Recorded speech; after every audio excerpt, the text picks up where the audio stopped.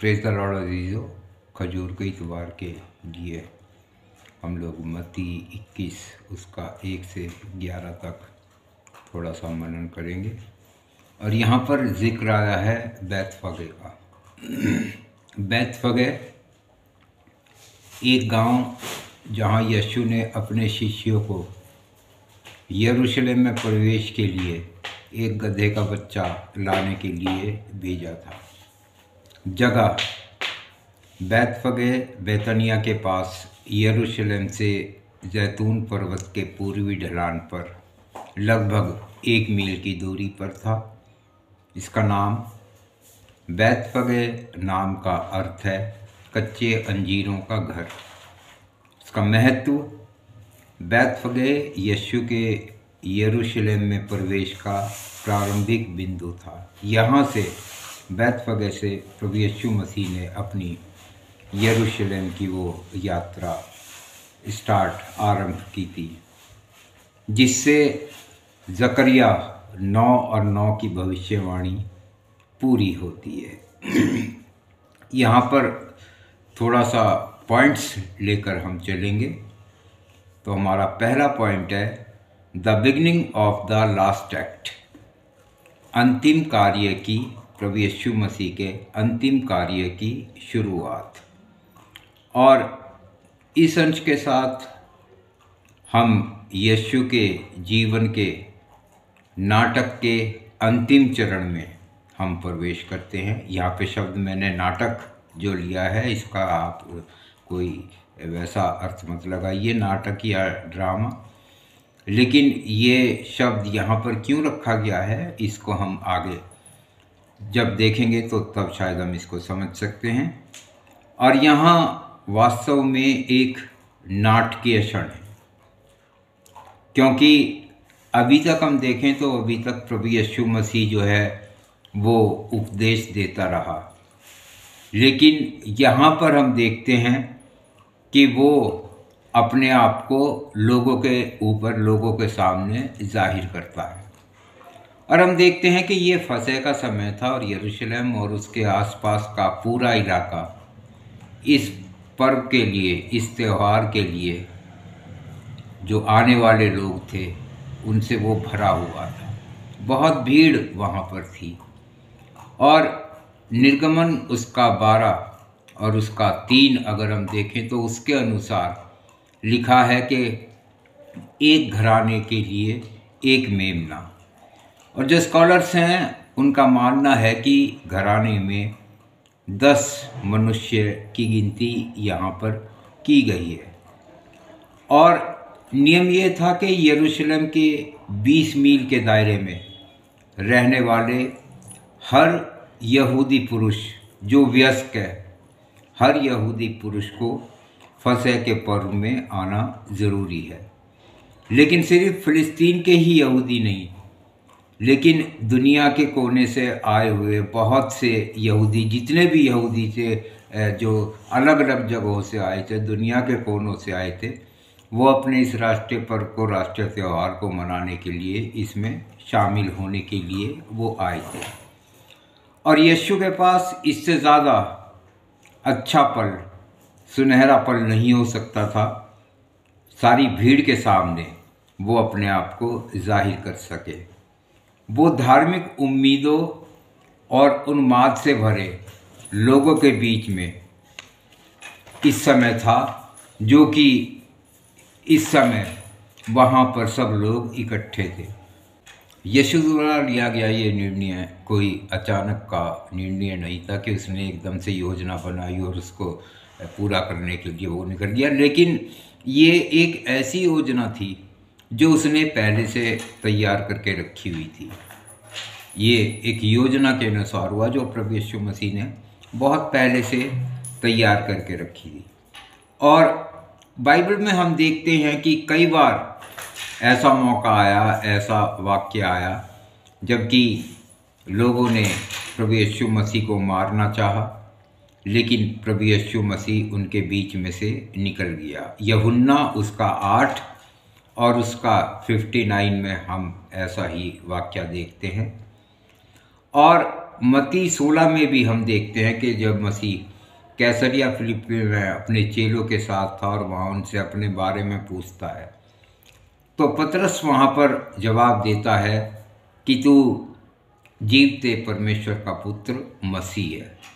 और पद 20 अगर हम देखें तो वहाँ पर प्रभु यीशु मसीह अपने चेलों को चिताकर कहता है कि ये बात अभी किसी पर जाहिर मत करना। और क्योंकि उस समय नहीं था, उस समय वो घड़ी नहीं आई थी, इसलिए प्रभु यीशु मसीह ने अपने आप को वहाँ पर छुपाकर बचाकर रखा। लेकिन आज वो समय है जबकि उसे अपने आप को लोगों पर जाहिर करना है, और वो आज उस स्थान पर यरूशलेम में उस मंदिर में आता है। और आज वो अपने आप को भीड़ पर प्रकट करता है, क्योंकि वो पहले से बनाई गई योजनाओं को पूरा कर रहा था। और उसने अपने शिष्यों को गधे और उसके बच्चे को लेने के लिए गांव में भेजा। और ये भी एक प्रभु यीशु मसीह की योजनाओं में था। ये नहीं कि उसने अचानक से भेज दिया, लेकिन ये भी उसकी योजना में था। यीशु ने पहले से ये व्यवस्था कर रखी थी। उसने उस गधे के मालिक से बात कर रखी थी, और प्रभु यीशु मसीह इस बात को भी जानते थे कि किसी को उसका इंतज़ार करना चाहिए कि कोई आएगा। क्योंकि हम देखते हैं कि बैतनिया में हो सकता है उसके बहुत से दोस्त रहे हों। एग्जाम्पल के तौर पे हम लाजर देखते हैं, और यहाँ पर जो वाक्यांश आया है, जो वाक्य आया है, जब प्रभु यीशु मसीह ने भेजता है तो कहता है कि अगर वो पूछे तो कहना कि स्वामी को इसकी ज़रूरत है। ये हम एक पासवर्ड मान सकते हैं। जैसे प्रभु यीशु मसीह ने पहले ही उस गधे के मालिक से कहा हो कि मेरे आदमी आएंगे और वो ये कहेंगे कि स्वामी को इसकी ज़रूरत है तो तुम इसे दे देना। और जिसके द्वारा जो गधे का मालिक है उसे पता चल जाए कि यीशु द्वारा तय किया गया समय, जो प्रभु यीशु मसीह ने अपने आप को जाहिर करने के लिए समय रखा था, वो समय अब आ गया है। और यीशु जो उसे कभी भी किसी भी वस्तु की, या ये कहिए कि मनुष्य को, वो अपनी योजना के लिए, अपने कार्य के लिए वो इस्तेमाल कर सकता है। क्योंकि वो घड़ी, वो समय आ पहुंचा जबकि यीशु अपने आप को उस भीड़ पर प्रकट करे और अपनी उस योजना को पूरा करे। और इसीलिए प्रभु यीशु मसीह जो है वो यरूशलेम में गधे के बच्चे पर सवार आया। और मरकुस 11:2 में एक और बात यहाँ पर हम देखते हैं। वहाँ पर लिखा है कि गधे पर पहले कभी किसी ने सवारी नहीं की। ऐसा गधा या उसका बच्चा होना चाहिए जिस पर आज तक किसी ने सवारी ना की हो। इसे हम जो परमेश्वर के, या जो प्रभु यीशु मसीह के जो पवित्र उद्देश्य हैं, हम इसमें देख सकते हैं कि वो चीज़, स्पेशल चीज़ प्रभु यीशु मसीह के उन पवित्र उद्देश्यों को पूरा करने के लिए है। बाइबल में हम बहुत सी जगह ऐसे वाक्य देखते हैं, जैसे हम गिनती 19 और उसका 2 और व्यवस्था विवरण 21 और उसका 3 जब हम देखते हैं तो वहाँ पर लाल बछिया का जिक्र है। लाल बछिया जिसका उपयोग शुद्धिकरण के समारोह में किया जाता था, उसके लिए लिखा है कि वह ऐसा पशु होना चाहिए जिस पर कभी जुआ न रखा गया हो। इसी के साथ हम देखते हैं पहला शमूएल उसका 6 का 7 में जिस गाड़ी पर प्रभु यीशु जिस गाड़ी पर परमेश्वर का संदूक ले जाया गया था, वो एक ऐसा वाहन होना चाहिए जिसका कभी किसी अन्य उद्देश्य के लिए उपयोग ना किया गया हो। और इस अवसर की जो विशेषता है, पवित्रता, इस बात को, इस वाक्य को वो अंडरलाइन करती है कि उस पर कभी किसी ने सवारी ना की हो। और हम देखते हैं कि सच में ये एक ऐसा गधा है या उसका बच्चा है जिस पर आज तक किसी ने सवारी नहीं की, जिस पर अब प्रभु यीशु मसीह सवारी करने के लिए तैयार है। हम देखते हैं कि भीड़ ने यीशु का स्वागत राजा की तरह किया, और लिखा है कि प्रभु यीशु मसीह के सामने उन्होंने अपने कपड़े बिछा दिए। और पुराने नियम में भी हम देखते हैं, दूसरा राजा उसका 9 और उसका 13, येहू जब नगर में आया तो जो येहू के दोस्त थे उन्होंने जो है येहू के लिए उसके मार्ग में कपड़े बिछा दिए। और यीशु को एक राजा के रूप में ग्रहण करते हुए उन्होंने उसका स्वागत किया, और उसके स्वागत में खजूर की डालियां लहराई, और उन्होंने उसका स्वागत वैसे ही किया जैसे कि इस पवित्र यात्रा में आने वालों जितने भी आते थे उन सब का स्वागत किया जाता है कि धन्य है वो जो प्रभु के नाम से आता है। देखते हैं हम भजन संहिता 118 और 26 में जो यहाँ पर कोड किया गया है कि धन्य है वो जो प्रभु के नाम से आता है।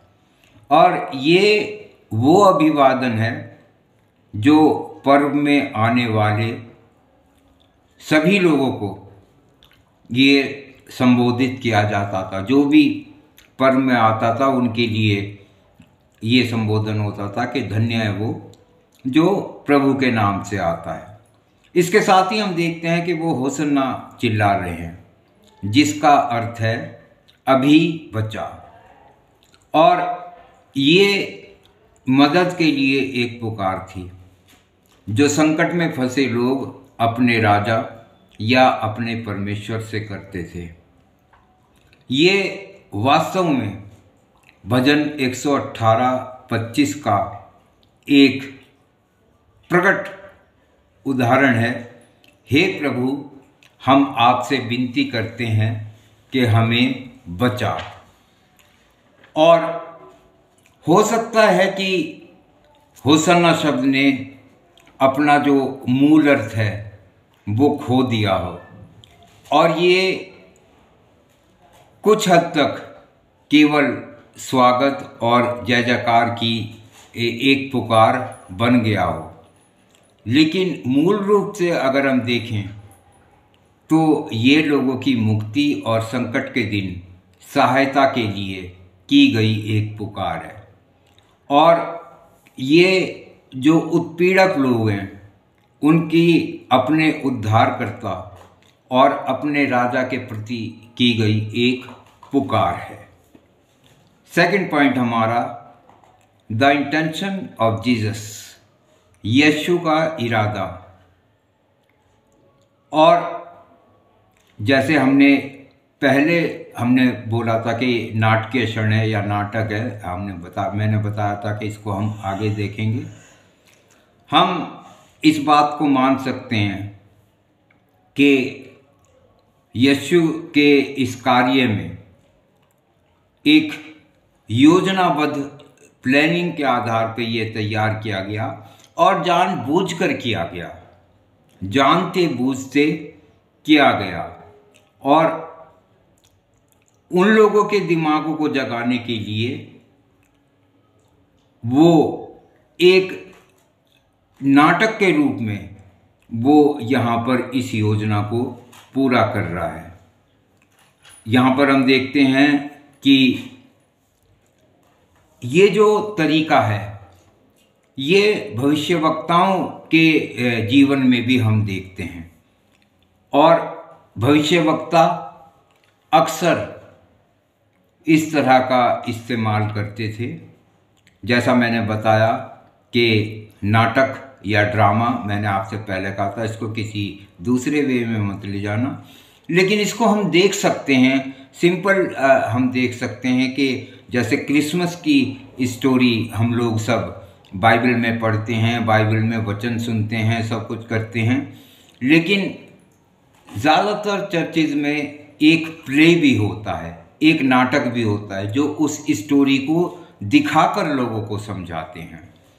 और इज़राइल के धार्मिक इतिहास में बार बार जब किसी भविष्यवक्ता को लगा कि उदासीनता और नासमझी की बाधा के सामने शब्दों का कोई महत्व नहीं है, लोग बाग सुनते तो हैं लेकिन उन्हें समझते नहीं हैं, उन्हें मानते नहीं हैं, तो उसने अपने संदेश को एक नाटकीय कार्य में बदल दिया, एक नाटक के रूप में उसने बदल दिया, जिसे लोग बाग देख कर समझ सके। और पुराने नियम में हम ऐसे कई उदाहरण पाते हैं। यहाँ पर हम दो उदाहरण पुराने नियम से हम लेंगे। पहला, जब ये स्पष्ट हो गया कि रहूब्याम की जातियाँ और जो उसका खर्च है वो बर्दाश्त से बाहर है और अब ज़्यादा बर्दाश्त नहीं कर सकते, और यारोबाम को एक उभरती हुई शक्ति के रूप में जब देखा गया, तो शीलोवासी भविष्यवक्ता अहिया वहाँ पर भविष्यवाणी करने आया, और जो उसने भविष्यवाणी करी वो एक नाटक के रूप में, एक ड्रामे के रूप में।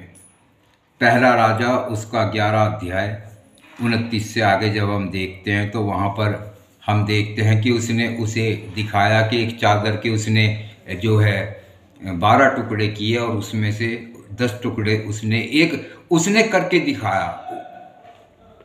और दूसरी चीज़ हम देखते हैं कि जब यिर्मयाह को यकीन हो गया कि लोगों की जो सहज आशावादिता है उसके बावजूद भी बेबीलोन जो है वो फ़लस्तीन पर कब्ज़ा करने वाला है, तो उसने अपने बंधन और जुए बनाए और उन्हें सदोम, मोआब, अम्मोन, सोर और सीदोन में भेज दिया और अपनी गर्दन पर जुआ रखा ताकि सब लोग इसे देख सकें। यिर्मयाह 27:1-6 में हम इसे देखते हैं। इस नाटकीय कार्रवाई में उसने ये स्पष्ट कर दिया कि जैसा उसने देखा है आगे गुलामी और दास्ता के अलावा और कुछ नहीं है। और जब गलत आशावाद वाला झूठा भविष्यवक्ता हनन्याह ये दिखाना चाहता था कि उसने यिर्मयाह की निराशाजनक भविष्यवाणी पूरी तरह से गलत लगी, तो उसने यिर्मयाह की गर्दन से जुआ उतार दिया और उसे तोड़ दिया। यिर्मयाह 28:10-11 में हम देखते हैं। और भविष्यवक्ताओं की ये जो परंपरा थी, जब उन्हें लगता था कि अब शब्द पर्याप्त नहीं है, तो वे एक नाटकीय तरीके से अपना संदेश व्यक्त करते थे। और यही हम देखते हैं कि यहाँ पर जो प्रभु यीशु मसीह है, आज तक उसने उपदेश दिया, संदेश दिया लोगों को, लेकिन लोग बाग नहीं समझे। लेकिन अब वो एक नाटक के रूप में उन्हें दिखाकर वो इस बात को यहाँ पर जाहिर कर रहा है। और यहाँ पर हम देखते हैं कि जो प्रभु यीशु मसीह का ये जो नाटकीय कार्य है, इसके पीछे हम 2 तस्वीर या 2 पहलू देखते हैं। एक, ज़करिया 9:9 के अनुसार, जिसमें भविष्यवक्ता ने राजा को यरूशलेम में आते देखा, जो विनम्र था और गधे पर या गधे के बच्चे पर वो सवार है। और पहले एग्जाम्पल में हम देखते हैं कि प्रभु यीशु मसीह का ये जो नाटकीय क्षण है, ये एक जानबूझकर एक मसीहाई दावा है। पतरस उस टाइम कहता है कि तू जीवते परमेश्वर का पुत्र मसीह है। उस समय प्रभु यीशु मसीह कह देता है कि अभी इस बात को किसी को ना बताना, लेकिन यहाँ पर इस समय वो इस बात का दावा कर रहा है कि वो मसीह है। और वो यहाँ लोगों को, अपने आप को वो लोगों को पेश कर रहा है कि जिस मसीहा का तुम इंतज़ार कर रहे हो वो मैं हूँ।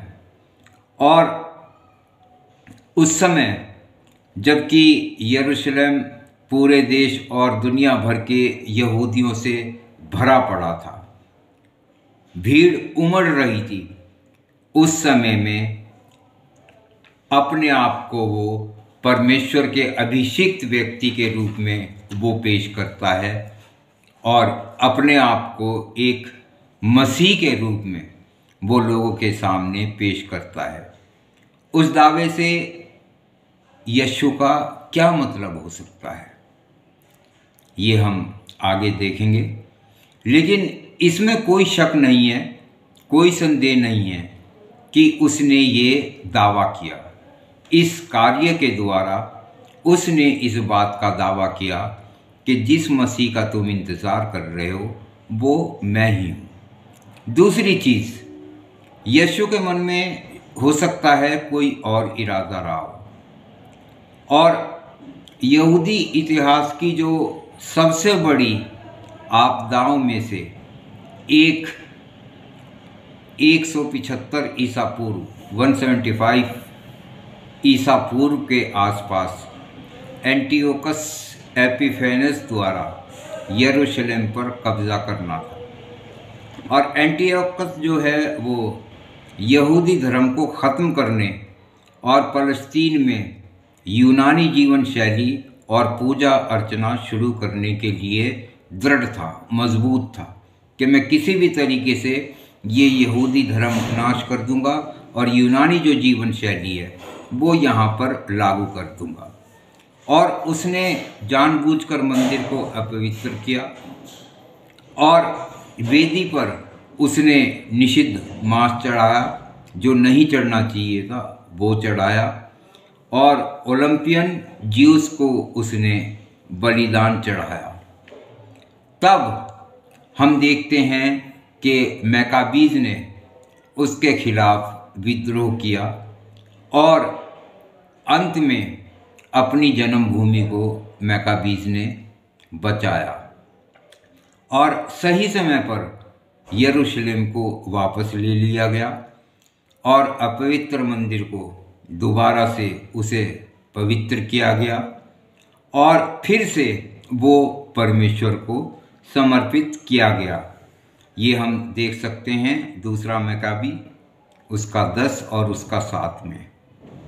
और वहाँ पर जब ये काम हुआ तो फिर मैकाबीज जो थे वो आनंदित हुए और इस आनंद को दिखाने के लिए उन्होंने सुंदर शाखाएं और ताड़ के पेड़ की जो शाखाएं हैं उन्हें लिया और उन्होंने उन ताड़ों को या खजूर कहिए उन्हें लेकर उन्होंने वहाँ पर भजन गाए और परमेश्वर का धन्यवाद दिया कि उसने उन लोगों को ऐसा समय दिया, ऐसा मौका दिया, ऐसी ताकत दी कि वो परमेश्वर के भवन को बचा पाए। और ये उस भीड़ के कामों का लगभग बिल्कुल सही वर्णन है जिसने यीशु मसीह का स्वागत किया, क्योंकि वो भी खजूर की डालियां लेकर यहाँ पर होसन्ना के नारे लगा रहे हैं।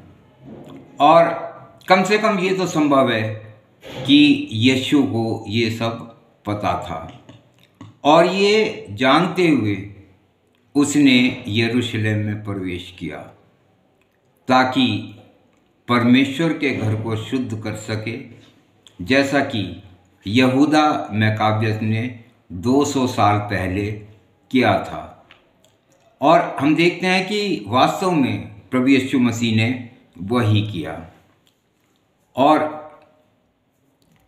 वो नाट्य प्रतीक में ये कह सकता है कि वो न केवल परमेश्वर का अभिषिक्त है, बल्कि ये भी कि वो परमेश्वर के घर को दुर्व्यवहारों से अलग करने के लिए, उसे शुद्ध करने के लिए वो यहाँ पर आया है, और परमेश्वर की आराधना करने के लिए वो आया है, या परमेश्वर का जो मंदिर अपवित्र हो गया था उसे पवित्र करने के लिए वो यहाँ पर आया है। और अगर हम मलाकी में देखें तो मलाकी भी कहता है, मलाकी 3:1 में, कि प्रभु अचानक अपने मंदिर में आएगा। और यहेजकेल को अगर हम देखें, यहेजकेल 9:6 में, तो वहाँ पर लिखा है, पवित्र स्थान में परमेश्वर के भयानक न्याय की शुरुआत यहीं देखी थी। और तीसरा पॉइंट हमारा, the claim of the king, एक राजा का दावा। उसने एक मसीह का दावा किया, वो एक राजा का भी दावा करता है। और इस घटना के बारे में अपने अध्ययन के समाप्त करने के लिए अब हम यीशु की स्थिति पर थोड़ा नज़र डालते हैं, विचार करते हैं, और ये हमें उसके बारे में 3 बातें बताता है। ये पहली चीज़, ये हमें उसके साहस को दर्शाता है। यीशु अच्छी तरीके से जानता था कि वो एक शत्रुतापूर्ण शहर में प्रवेश कर रहा है, जहां उसे मारने के लिए लोग बाग तैयार हैं। भीड़ चाहे उस टाइम कितनी खुश हो रही हो, कितना ही उसका स्वागत कर रही हो, लेकिन जो अधिकारी हैं वो पूरी तरीके से इस बात की कसम खा चुके थे कि हम उसे ख़त्म करेंगे, और वो यहाँ पर एक पूरी प्लानिंग के साथ उसे ख़त्म करने के लिए बैठे थे। शायद अगर कोई और होता तो वो छुप करके प्रवेश करता, लेकिन प्रभु यीशु मसीह जो है वो खुले रूप से अपने आप को सब पर जाहिर करते हुए वो वहाँ पर प्रवेश करता है। और जो देखा जाए तो उसने इस तरह से प्रवेश किया जैसे वो अपने आप को सबकी नज़र में आने देना चाह रहा है, कि सब उसे देख लें, एक मसीह के रूप में, एक राजा के रूप में। और उसने अधिकारियों को एक चुनौती दी। ये उसका जो प्रवेश था, ये अधिकारियों के लिए एक चुनौतीपूर्ण प्रवेश था, और ये उस दावे को दर्शाता है कि निश्चित रूप से ये ईश्वर के मसीहा, ईश्वर के अभिषिक्त जन, उसके रूप में वो यहाँ पर यरूशलेम में प्रवेश करता है। और दूसरी तरफ से अगर हम देखें तो ये अपने आप को मंदिर को शुद्ध करने वाले के रूप में, या मंदिर को पवित्र करने वाले के रूप में ये अपने आप को दर्शाता है। और ये हमें उसकी एक अपील भी दिखाता है। उसने सिद्ध मन के राजा होने का दावा नहीं किया। उसने अपने आप को एक जो परफेक्ट कहना चाहिए, जो यहूदियों के अनुसार जो राजा था उसने उसने अपने आप को यहाँ पर इस बात का दावा नहीं किया कि जैसे राजा होते हैं वो घोड़े पर सवार आते हैं, वो तलवार पर लेकर मार काट करते हैं, लेकिन उसने अपने आप को एक विनम्र राजा के रूप में यहाँ पर रखा, क्योंकि वो गधे पर या गधे के बच्चे पर सवार है। और एक तरह से और यहाँ पर बात निकल के आती है कि वो एक मेल का सुसमाचार लेकर आता है। वो शत्रुता का या मारकाट का वो राजा जो है वो शांति का राजकुमार है, वो मेल का सुसमाचार लेकर यहाँ पर आता है। और यही बात जो है हम यशायाह 9:6 में भी देखते हैं कि वो शांति का राजकुमार है। परमेश्वर हमें सभी को आशीष दे। आमीन। Praise the Lord.